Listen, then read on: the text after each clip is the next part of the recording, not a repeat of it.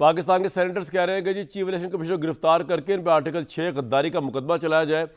Chief election commissioner का बहुत ज़्यादा इसलिए भी इम्पॉर्टेंट है इस वक्त रोल जो है, पहले से भी ज़्यादा इम्पॉर्टेंट हो गया क्योंकि पाकिस्तान में इस वक्त हर अहम हल्का चैलेंज हुआ हुआ है और वो इलेक्शन ट्रिब्यूनल यानी इलेक्शन कमीशन यानी कि चीफ इलेक्शन कमिश्नर की नाक के नीचे जो ट्रिब्यूनल्स बने वहाँ पे वो मामला गया हुआ है, जो चैलेंज हुआ हुआ है। NA 130 नवाज शरीफ साहब से लेके मरीम नवाज साहिबा, ख्वाजा आसिफ अब्दुल हलीम खान साहब, अता तारड़ साहब, कैसरा इलाही, हनीफ अब्बासी साहब, पिंडी की नून लीग के कमर इस्लाम साहब, मियाँ महमूद, ये एक लिस्ट है, मेहरबानो कुरैशी, ये वो, इन सब ने चैलेंज किया हुआ है। तो वो ये कह रहे हैं कि जिस इलेक्शन कमीशन और कमिश्नर के अंडर ये इलेक्शन ऐसा हुआ है जिसको हमें चैलेंज करना पड़ गया है, उसकी मौजूदगी में किस तरह ये ट्रिब्यूनल साफ शफाफ फैसला कर सकते हैं। भट्टी साहब ये नून लीग जो चीफ इलेक्शन कमिश्नर को डिफेंड करी, हो सकता है कि बाद में बेटी जो वो कह रहे हैं भाई इल्ज़ाम की बेस पर, लेकिन हैरानकुन बात यह कि उन्होंने आज तक ये नहीं पूछा चीफ इलेक्शन कमिश्नर से, और चीफ इलेक्शन कमिश्नर की आप ढिठाई देखें कि उन्होंने आज तक अवाम को नहीं बताया कि जनाब आपने रात को रिजल्ट क्यों रोके, जब आपने 2 बजे देने थे, 2 घंटे में देने, सुबह 10 बजे से पहले आपने क्यों रोके, ये कोई पूछने को तैयार नहीं सिवाय 1-2 पार्टीज के। और आपके ख्याल में इस्तीफे का मुतालबे पे क्यों नून लीग साथ नहीं खड़ी हुई, इस बात पे वो क्यों अपोज करी कि चीफ इलेक्शन कमिश्नर इस्तीफा ना दे? देखिए कामरान भाई, पहली बात तो ये है कि चीफ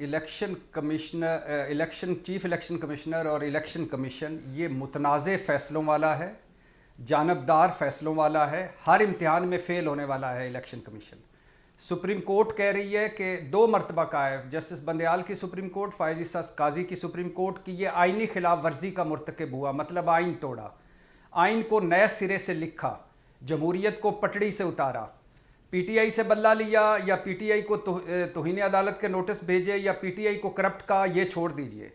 इस्लामाबाद के बल्दियाती इलेक्शन हो, ये करवा नहीं सका, कराची में धांधली रुकवा नहीं सका, 2 सूबों और मरकज़ के इंतखाबात बर वक्त ना करवा कर इसने मुल्क व कौम को आइनी, अदालती, सियासी और मुआशी बहरान में धकेला।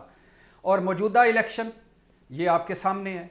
मौजूदा मेरा सवाल ये कि नून लीग क्यों डिफेंड कर रही है चीफ इलेक्शन कमिश्नर को, सवाल ये है मेरा भट्टी साहब, वो तो आप सही फरमा रहे हैं जो आप डेटा दे रहे हैं, मैं कह रहा हूँ इस पे बात करें ना। मुझे कोई समझ नहीं आती कि क्यों डिफेंड कर रही है। मुझे तो नून लीग तो खुद भी कह रही है कि धांधली हुई है, नून लीग तो कह रही है KP में धांधली हुई है, नून लीग तो कह रही है कि हमारी सीटें जो जीती हुई थी वो हरवाई गई हैं, तो पता नहीं क्यों फिर वो इस इलेक्शन कमीशन के पीछे खड़े हैं।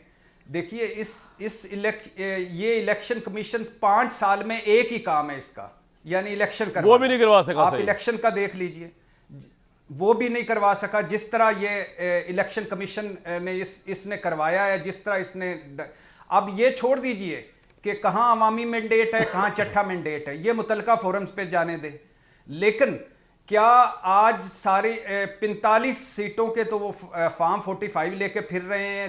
कोई कह रहा है कहानियां, किस्से, दास्ताने, कोई कह रहा है मैं 3रे नंबर वाला जीत गया, कोई कह रहा है 5वें नंबर वाला जीत गया, कोई कह रहा है जो हारे हुए हैं, हाँ जी, क्रेडिबिलिटी इरोड हो गई है सिलेक्शन की, जो हारे हुए हैं, हारे हुए हैं वो जो हैं वो कह रहे हैं कि मैं हार गया हूं, लेकिन जो जीता है वो सही नहीं जीता।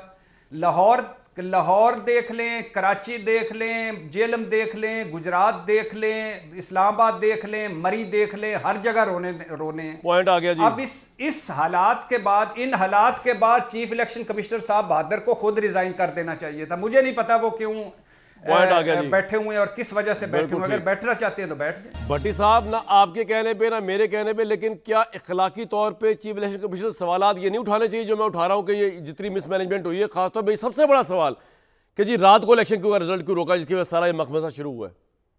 भट्टी साहब, इखलाकियात तो रहने दें, वो तो है कोई नहीं इस मुल्क में। जो इंतज़ामी तौर पर जो उसका काम था इलेक्शन कमीशन का, वो उसमें फ़ेल हुआ है, बार बार फ़ेल हुआ है। 12 सियासी जमातें सड़कों पर हैं, इनके मौलाना कह रहे हैं कि पैसे लेकर जितवाया गया, इनकी ANP कह रही है धांधली हुई, पीर पगाड़ा कह रहे हैं धांधला हुआ, झुरलू फिरा, जो किस्से, जो कहानियाँ, जो दास्तानें सामने आ रही हैं। चट्ठा बोला है कि मैंने पिंडी की 13 सीटें जितवाई हैं, अभी भी ठप्पे लग रहे हैं। और इलेक्शन कमीशन का काम क्या है? इलेक्शन करवाना। और इलेक्शन कमीशन ने किया क्या है इस इलेक्शन में? आप आरओज निकाल दो। अब इलेक्शन रात के 9:30-10 बजे के बाद जो कुछ हुआ है, एक वोट डाले गए 8 फरवरी को, दूसरे वोट डाले गए 9 फरवरी को, और उसमें जो कुछ भी हुआ है, अब इसके बाद भी अगर वो रहना चाहते हैं तो रह जाएं, इसके बाद भी वो अगर इस सीट पे बैठना चाहते हैं तो बैठे रहें, उनकी मर्जी है। अभी हाल में सर इसके सुप्रीम अगला कोर्ट को इलेक्शन इस तो पे उन्होंने असली करवाना नोटिस नहीं नहीं ले है। लेना चाहिए चीफ इलेक्शन कमिश्नर की कंडक्ट पे, कि वो नहीं ले ही नहीं सकते मेरे ख्याल से। तो सुप्रीम कोर्ट को ले सकते हैं, 3 रुकनी कमेटी बनी है। मतलब हम तो सुप्रीम यही कोर्ट कह को सकते हैं कि बहुत कम से पहले कम ले चलो लेना हमें तो चाहिए था। जवाबदेही नहीं कर रहे चीफ इलेक्शन कमिश्नर साहब, सुप्रीम कोर्ट को जवाब दे दे कि रात को रिजल्ट क्यों रोके गए, लेकिन अगर कोई पूछेगा तो जवाब देंगे ना, वरना तो उन्होंने देना ही नहीं है। भट्टी साहब क्या ख्याल है आपका? सुप्रीम कोर्ट को लेना चाहिए था, लेकिन सुप्रीम कोर्ट को एक है पोलिंग डे से पहले जो कुछ हुआ, सुप्रीम कोर्ट को उस पर भी लेना चाहिए था। पोलिंग डे के बाद जो कुछ हुआ, सुप्रीम कोर्ट को उस पर भी लेना चाहिए था। और अब तो चट्ठा ने गलत लगाया, सही लगाया, चीफ इलेक्शन कमिश्नर पे लगाया, चीफ जस्टिस पे इल्जाम लगाया, तो अब तो इसके बाद तो चीफ जस्टिस को हटाकर एक लार्जर बेंच बनना चाहिए, सारों को इकट्ठा करके चीजों ठीक है। को अच्छा सुनना सर, चाहिए। दूसरा ये जो मुशाहिदुल्लाह साहब कह रहे हैं ये जो PMLN के मुशाहिद साहब सेनेटर, ने ये पॉसिबल है कि जी वो हीलिंग टच की बात कर रहे हैं कि जी नवाज शरीफ साहब भी हाथ मिला के मिल रहे हैं इमरान खान साहब से, उनको रिहा भी कर दिया जाए, सिचुएशन चेंज हो गई, ये पॉसिबल है भट्टी साहब? देखिए, ना करें रिहा इमरान खान को, उनके केसेस जो हैं वो अदालतों में हैं, वो अदालतें फैसला करें। जो जज कुदरतुल्ला, जो जज बशीर, जो जज अबुल असनाद जुल्करनैन और जो जज हुमायूं दिलावर ने फैसले किए हैं वो अगली अदालतों में आने दीजिए, वो उनका पता चल जाएगा। लेकिन इस वक्त ज़रूरत है ग्रैंड डायलॉग की, आगे बढ़ने की, मुल्क कौम को एक साथ लेकर चलने की, मईशत पर फोकस करने की। और जिस तरह पीपल्स पार्टी ब्लैकमेल कर रही है मुस्लिम लीग नून को कि आईनी ओहदे दे दो, जिम्मेदारी नहीं देनी, जिम्मेदारी हम नहीं लेंगे, ये आगे जब चलेगी हुकूमत मजबूर होगी, बेबस हुकूमत होगी, बेसाखियों वाली हुकूमत होगी, और कोई बड़े फैसले या मुश्किल करने वाली फैसले करने वाली हुकूमत नहीं होगी।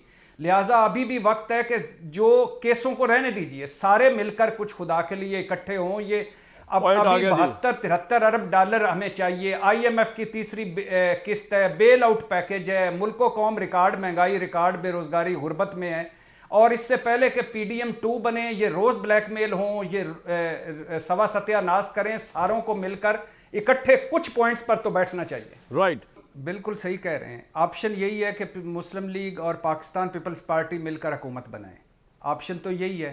पाकिस्तान तहरीक इंसाफ तो किसी से बात नहीं कर रही, वो तो कहती है सबसे पहले पाकिस्तान तहरीक इंसाफ कहती है हमारी 84 सीटें वापस करो, और फिर उसके बाद और भट्टी साहब बाकी किले 26 तारीख को पहली फीमेल प्राइम CM आ रही है, वो उसको आप किस तरह देखते हैं पंजाब के सूबे के अंदर? आपको लगता है कि एक अच्छा आपने और मैंने मिलकर बड़ा बुजदार की मिस गवर्नेंस के ऊपर क्रिटिसिज्म किया, तो आपको लगता है कि मरियम साहिबा आके चीज़ों को ठीक करेंगी? और आपको ये भी लगता है कि PMLN अपना लूज ग्राउंड वापस ले लेगी? क्योंकि मरियम नवाज की कंट्रीब्यूशन तो बहुत है, उन्होंने अपनी पार्टी को उठाया अपने वालिद की एब्सेंस में, ये तो मानना पड़ेगा। मैं वेलकम कहूँगा मरियम नवाज साहबा को, खातून है, पहली खातून है जो पंजाब की वज़ीर आला बनी है, खुश आमदीद उनकी। जब वो शुरू करेंगी उनकी गवर्नेंस परफॉर्मेंस पे बात करेंगे, और अलहदा बात है कि मरूसी सियासत या बाकी। हाँ, एक दुख है कि 9-10 तहरीक इंसाफ के जो हिमायत याफ्ता MPA थे वो शामिल हो चुके हैं, और मर्जी से ही शामिल हुए होंगे। एक तरफ वो हलफ उठाकर अल्लाह, रसूल, कुरान, और दूसरी तरफ वो जाई जा रहे हैं, ठीक है, लेकिन बड़े उनके लिए 3 मॉडल होंगे, एक तो परवेज़ इलाही, दूसरा शहबाज शरीफ, तीसरा मोहसिन नकवी। देखते हैं वो किस तरह डिलीवर करती हैं।